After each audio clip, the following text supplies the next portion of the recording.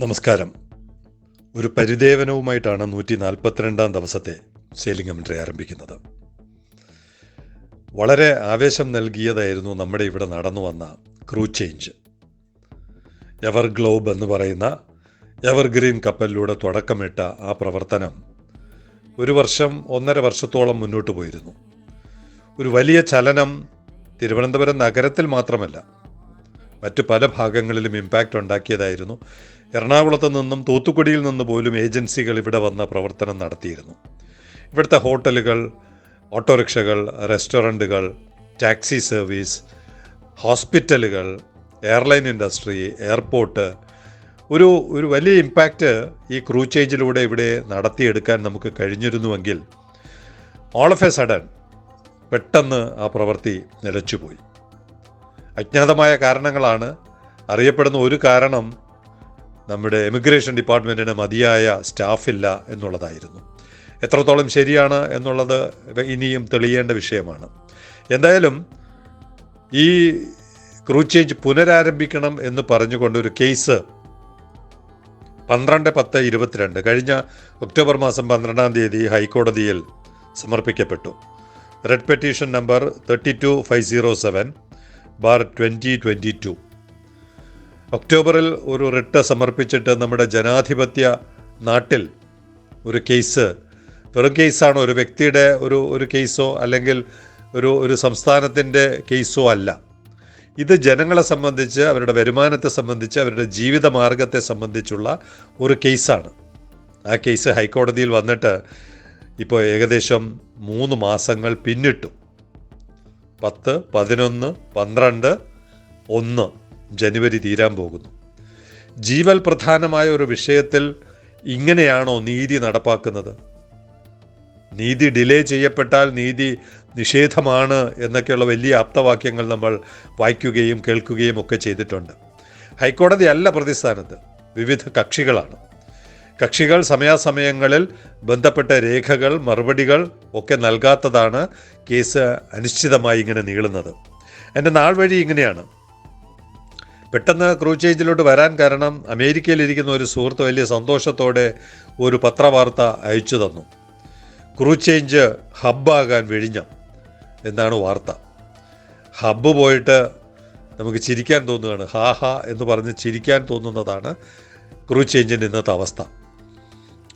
December 7 കേസിനെ കുറിച്ച്, ഈ ഒക്ടോബറിൽ സമർപ്പിച്ച കേസിൻ്റെ ഏറ്റവും ഒടുവിലത്തെ വിവരം എന്തായെന്ന് കേസ് നൽകിയ ആളോട് ഞാൻ ചോദിച്ചു. ഡിസംബർ 7 ചോദിച്ചു, കേസ് എന്തായി? Posted on 14/12/23. ഡിസംബർ മാസം 14 കേസ് മാറ്റിവെച്ചു. ഓക്കെ, 14 വരെ നമുക്ക് ക്ഷമിച്ചിരിക്കാം. 14 ആയപ്പോൾ അന്വേഷണം പിന്നെയും തുടർന്നു. അപ്പോൾ മറുപടി നെക്സ്റ്റ് ട്യൂസ്ഡേ 19/12/23. വീണ്ടും ഒരാഴ്ച കൂടി നീട്ടിവെക്കുന്നത്, അതും നമുക്ക് ക്ഷമയോടെ കാത്തിരിക്കാം. പരാതി പറയാനല്ലാതെ ഇതിൽ ചാടി കയറി അഭിപ്രായം പറയാനൊന്നും പറ്റില്ലല്ലോ. അതിൻ്റെ കാരണമായി അദ്ദേഹം പറഞ്ഞത്, immigration asked time to file additional counter. അവരുടെ ന്യായം അവർക്ക് പറയണമല്ലോ. ജനാധിപത്യത്തിലെ എല്ലാവരുടെയും ന്യായങ്ങളെല്ലാം കേട്ട് വരുമ്പോഴത്തേക്കും ആൾ വടിയായി പോകുമെന്നൊക്കെ തമാശ പറയുന്നത്, അല്ലെങ്കിൽ ജീവിതത്തിൽ തന്നെ അത് സംഭവിച്ചുകൊണ്ടിരിക്കുകയാണ്. Immigration asked time to file additional counter. May be this might be the last adjournment. അദ്ദേഹത്തിൻ്റെ മറുപടിയാണ്, ഇത് അവസാനത്തെ നീട്ടലായിരിക്കാം, ഇനി മുന്നോട്ട് നീട്ടൽ ഉണ്ടാവില്ല എന്നാണ് അദ്ദേഹം പറഞ്ഞത്. 21/12/23 വീണ്ടും ചോദിച്ചു, എന്താ ഈ കേസ്? Again change to 4/1/24. എന്ത് ചെയ്യാൻ, ഒരു വർഷം പിന്നിടുന്നു. 2023 തീർന്ന് 24 കേസ് കടന്നു. 4/1/24 വീണ്ടും ചോദിച്ചു, posted on February 16 as KMB has not filed their counter. ഇതാണ് ഞാൻ പറഞ്ഞത്, ഹൈക്കോടതി അല്ല ഇവിടെ പ്രതിയാകുന്നത്. ഇവിടെ പ്രതിയാകുന്നത് കക്ഷികളാണ്. ഇമിഗ്രേഷന് സമയം വേണം, കേരള മാരിടൈം ബോർഡിന് സമയം വേണം, ബന്ധപ്പെട്ട ആളുകൾക്കെല്ലാം ഇതുപോലെ ഓരോ സമയം കൊടുക്കണം. അവർക്കിത് മറുപടി കൊടുത്തില്ലെങ്കിൽ എന്താണ് തടസ്സം? അവർക്ക് എന്തെങ്കിലും പ്രശ്നമുണ്ടോ? അവരുടെ ശമ്പളം മുടങ്ങുമോ? നീട്ടി ചോദിക്കുക, 1 മാസം നീട്ടി ചോദിക്കുക, 2 മാസം നീട്ടി ചോദിക്കുക. ശമ്പളമൊക്കെ കൃത്യമായി വീടുകളിൽ എത്തുന്നുണ്ടല്ലോ. ഇപ്പം ബാങ്ക് വഴിയാണല്ലോ.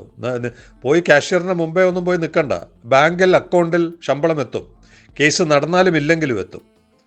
അങ്ങനെ വീണ്ടും ഫെബ്രുവരി 19 KMBയുടെ മറുപടി കിട്ടുക. KMB എന്ന് പറഞ്ഞാൽ Kerala maritime board.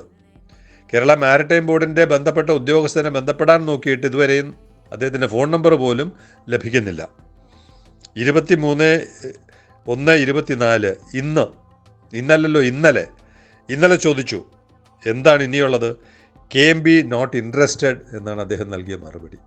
Kerala maritime ബോർഡിന് ക്രൂ ചേഞ്ച് ഇവിടെ നടപ്പാക്കുന്നതിൽ വലിയ താല്പര്യമില്ല.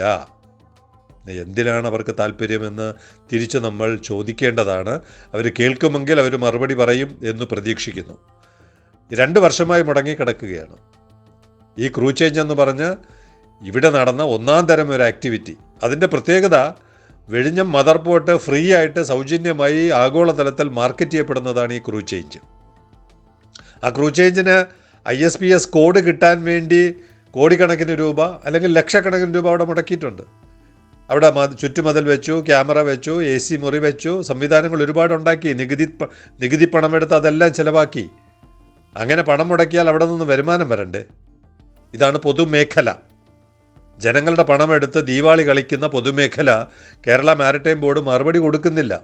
എന്താണ് കാര്യം? അവർക്ക് മാത്രമേ അറിയാവുള്ളൂ എന്താണ് കാര്യമെന്ന്. എന്തായാലും ഒക്ടോബർ മാസത്തിൽ തുടങ്ങിയ ക്രൂ ചേഞ്ചിൻ്റെ കേസ് ഇനി ഫെബ്രുവരിയും നീണ്ട് മാർച്ചും നീണ്ട് 2024 കഴിഞ്ഞാലും ഇക്കാര്യത്തിൽ തീരുമാനമുണ്ടാകില്ല എന്നുള്ളതാണ് ഇപ്പോൾ മനസ്സിലാക്കുന്ന ചിത്രം.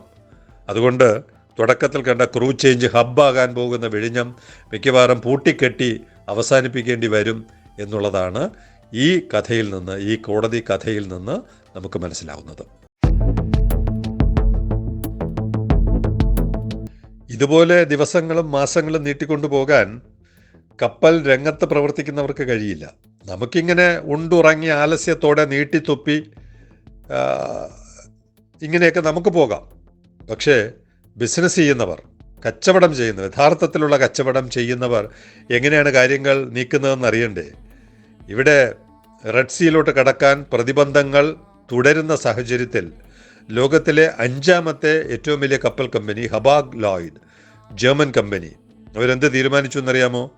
അവരവരുടെ സാധനങ്ങൾ ദുബായിൽ കൊണ്ടുപോയി ഇറക്കും. ദുബായിൽ എന്തായാലും അവർ പോകുന്നുണ്ടാവും. ദുബായിൽ കൊണ്ടുപോയി ഇറക്കിയിട്ട് അവിടെ നിന്ന് ട്രക്ക് ഓടിച്ച് ജിദ്ദ എന്ന് പറയുന്ന സൗദി അറേബ്യയുടെ ചെങ്കടലിലെ പോർട്ടിൽ കണ്ടെയ്നർ എത്തിക്കും. എത്രയാണിപ്പോൾ ജബലാലി ജിദ്ദ ദൂരം? 1985 കിലോമീറ്റർ. അവിടെ നിന്ന് കണ്ടെയ്നർ ട്രക്ക് ഓടിച്ച് റെഡ് സീയിൽ പോർട്ടിലെത്തിച്ച് അവിടെ നിന്ന് കപ്പലിൽ കയറി സുയസ് കടന്നു പോകും. ഇതാണ് കച്ചവടത്തിൽ താല്പര്യമുള്ളവർ, വരുമാനമുണ്ടാക്കണമെന്ന് ആഗ്രഹമുള്ളവർ, ബിസിനസ് എന്ന് പറയുന്ന ആക്ടിവിറ്റിയോട് കൂറുള്ളവർ കാണിക്കുന്ന ജാഗ്രത. 1985 കിലോമീറ്റർ ട്രക്ക് ഓടിച്ചിട്ടാണെങ്കിലും ഞങ്ങൾ ചെങ്കടലിലൂടെ കണ്ടെയ്നർ കടത്തും എന്ന് തീരുമാനിച്ചതാണ് ഹബാഗ് ലോയിഡിൻ്റെ തീരുമാനം. തീരുന്നില്ല. അവിടെ നിന്നും അയക്കാൻ പറ്റാത്ത കണ്ടെയ്നറുകൾ ദമാം, സൗദി അറേബ്യയിലെ ദമാം, കിഴക്ക് വശത്തുള്ള ദമാം പോർട്ടിൽ നിന്ന് ജദ്ദയിലോട്ട് 1359 കിലോമീറ്റർ ട്രക്ക് ഓടിക്കും. അവിടം കൊണ്ടും തീരുന്നില്ല. ജുബൈൽ, അടുത്ത കിഴക്ക് വശത്തുള്ള ജുബൈൽ എന്ന് പറഞ്ഞ പ്രദേശത്തു നിന്നും ജദ്ദയിലോട്ട് 1429 കിലോമീറ്റർ. ഇങ്ങനെ 3 മാർഗങ്ങളിലൂടെ കണ്ടെയ്നറുകൾ ജദ്ദ പോർട്ടിലെത്തിച്ച് ജദ്ദയിൽ നിന്ന് റെഡ് സീ വഴി സൂയസ് വഴി കണ്ടെയ്നർ കൊണ്ടുപോകുവാൻ ഹബായ് ലോയിഡ് തീരുമാനിക്കുമ്പോൾ അതിൽ നിന്ന് ഇവിടുത്തെ കേരള മാരിടൈം ബോർഡ്, ഇമിഗ്രേഷൻ മേലാളന്മാർ എന്തെങ്കിലും മനസ്സിലാക്കുന്നുണ്ടോ എന്നറിയില്ല. മനസ്സിലാക്കിയാലും ഇല്ലെങ്കിലും സെയിലിംഗ് കമൻട്രിയുടെ ഈ പരിദേവനം ഇനിയും തുടർന്നുകൊണ്ടേയിരിക്കും. Signing off, Elias John.